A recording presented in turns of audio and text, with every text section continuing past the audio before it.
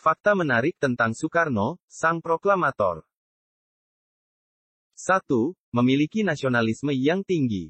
Bukan namanya Soekarno kalau tidak punya rasa nasionalisme yang sangat kuat.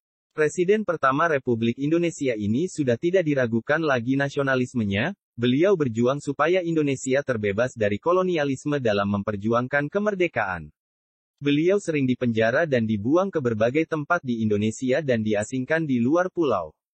Soekarno tidak berputus asa untuk selalu memperjuangkan kemerdekaan Indonesia karena beliau sangat mencintai tanah airnya yaitu Indonesia Raya. 2. Soekarno adalah pencetus ideologi Pancasila. Dalam biografi Soekarno diketahui bahwa ia adalah salah satu dari pencetus dasar ideologi negara Republik Indonesia yaitu Pancasila dan Pancasila sudah diakui oleh dunia internasional karena Pancasila mengandung nilai-nilai luhur untuk mencapai kehidupan umat manusia yang lebih baik.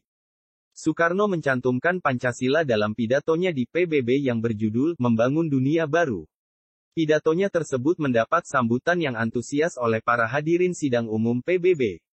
Soekarno juga meminta agar Pancasila dimasukkan ke dalam piagam PBB. 3. Indonesia menjadi macan Asia. Tahukah kamu bahwa dulu saat Indonesia masih dipimpin oleh Soekarno, ia menjadi salah satu negara terkuat di Asia.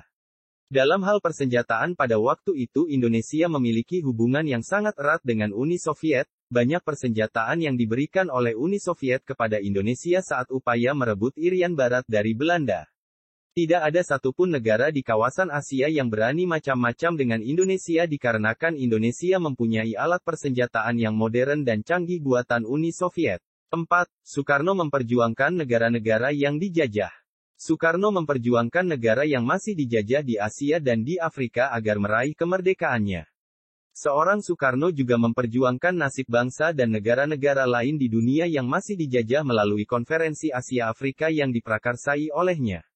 Bersama para pemimpin negara lainnya sehingga kemudian banyak negara-negara di Asia dan Afrika yang mendapatkan kemerdekaannya. 5. Soekarno diplomat yang ulung. Soekarno diakui dunia sebagai seorang diplomat ulung ketika berdiplomasi untuk mendapatkan keuntungan bagi Indonesia. Salah satu buktinya adalah keberhasilan mendapatkan kapal perang kelas Sverdlov. Bagi Uni Soviet ini adalah salah satu kapal terbesar dan tercepat di dunia pada saat itu. Uni Soviet belum pernah memberikan kepada negara-negara lain di dunia selain Indonesia. Indonesia menerima bantuan militer Uni Soviet mencapai 2,5 miliar US dollar. 6. Cover majalah Time. Jauh sebelum Jokowi, Susilo Bambang Yudhoyono dan Soeharto, Soekarno telah lebih dulu menjadi cover majalah Time dan bukan hanya sekali, tetapi Time 2 kali menampilkan Soekarno di halaman depan yakni dalam edisi Desember tahun 1946 dan Maret tahun 1958. Dalam terbitan pertamanya majalah Time menyebut putra Sang Fajar tersebut sebagai orator ulung yang mampu meyakinkan dan mempengaruhi pendengarnya. 7. Soekarno sang presiden pemberani. Persetan dengan bantuanmu. Kata itu pernah diucapkan Bung Karno kepada Amerika Serikat.